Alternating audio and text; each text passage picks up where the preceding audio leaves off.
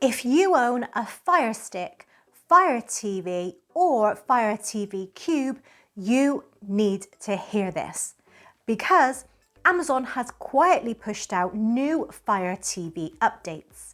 And once again, they have turned privacy settings back on without clearly telling you. This is happening right now. It affects both new and existing devices. And if you don't check your settings, your Firestick is already sharing more data than you probably realize.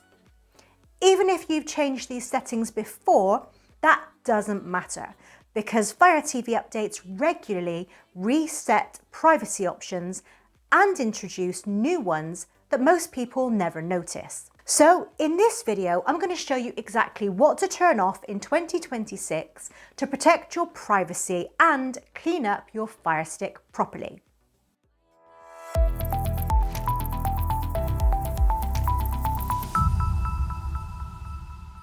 Now, even if you've done this before, and I know many of you have, Amazon updates can reset privacy settings. In fact, whenever I post one of these videos, I can guarantee that someone in the comments will say Amazon has switched these settings back on for them. Now, sometimes it happens on all devices, sometimes only on certain models, which is exactly why it's always worth checking. It's not just that old settings get reverted either. New privacy options are quietly added, and Amazon calls all of this product improvement. What it really means is more tracking, more targeted ads, and more of your data being shared with third-party apps.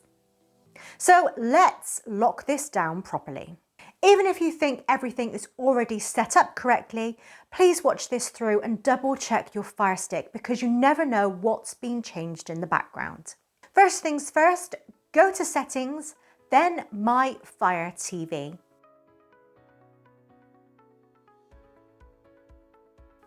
Then About, and select Check for Updates. Even if it says you're up to date, check anyway. Amazon has been pushing multiple updates back to back. Right, once that's done, stay right here in Settings and let's go through exactly what needs to be checked and changed. Now go into Preferences and then open Privacy Settings. This is the most important section on your Firestick and it's where Amazon quietly re-enables tracking after updates. First, look for interest-based ads. Now this creates an advertising ID linked to how you use your device, what you watch, and which apps you open. Turn this off. Once it's disabled, that advertising ID is removed. Next, select Collect App Usage Data.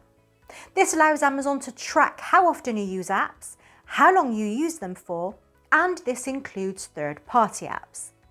Turn this off. Now move to Device Usage Data. This setting collects personal data from the Fire TV operating system for marketing and product improvement. In simple terms, it profiles your behavior. Turn this off. Now, a quick check before we carry on. When you went into these settings, did you find anything that had been switched back on? If you did, drop a comment and let me know because Amazon doesn't change this on every device and it will be very interesting to see how many are actually affected. Still inside privacy settings, look for cookie consent.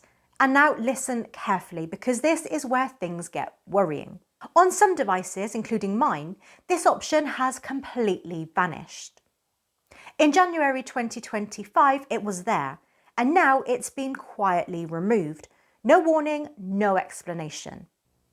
If your device still shows cookie consent, open it and select Decline. Accepting this gives Amazon and third-party advertisers permission to track you using cookies and device identifiers, and to share that data across advertising networks. Declining may mean more repetitive ads, but that's a small inconvenience compared to handing over your privacy. Next, check for a newer option called Manage Sharing from Apps. This one was quietly added in a recent update and is easy to miss. If this is turned on, supported apps can share your viewing activity, watch lists, rentals and recordings across platforms. You do not need this for normal streaming, so turn it off. From here, press back twice and scroll down to Data Usage Monitoring. Now, unless you have a strict internet data cap, this feature constantly monitors your network usage and serves no real benefit. So turn that one off as well. Now let's clean up your Fire TV home screen. Tap back once to return to Preferences and open Featured Content. Turn off both autoplay video and autoplay audio. This stops loud trailers, sponsored videos and ads from automatically playing when you land on the home screen.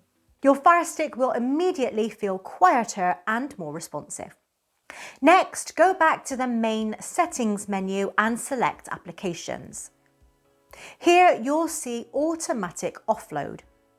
Now, Amazon says this saves space, but in reality it removes your unused third-party apps while keeping Amazon's apps installed.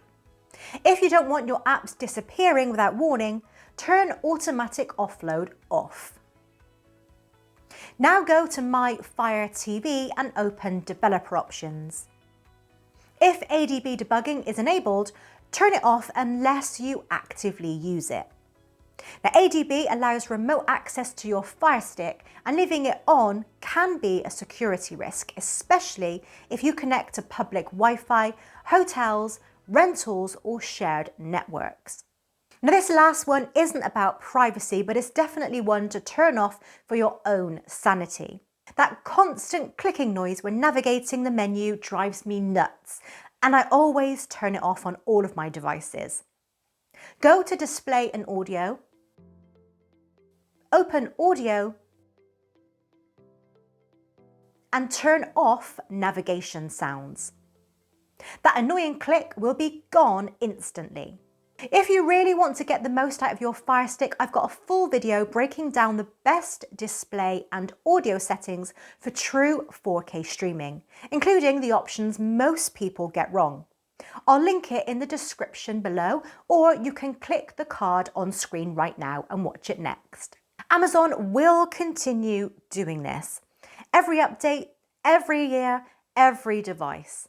They re-enable tracking, add new sharing options, and rely on people never checking. If you own a Fire Stick in 2026, these settings are no longer optional. They're essential. If this video helped you, hit subscribe, turn on notifications, and share this with anyone using a Fire Stick.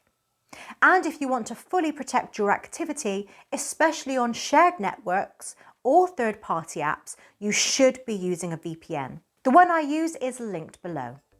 Thanks for watching, and I'll see you in the next one.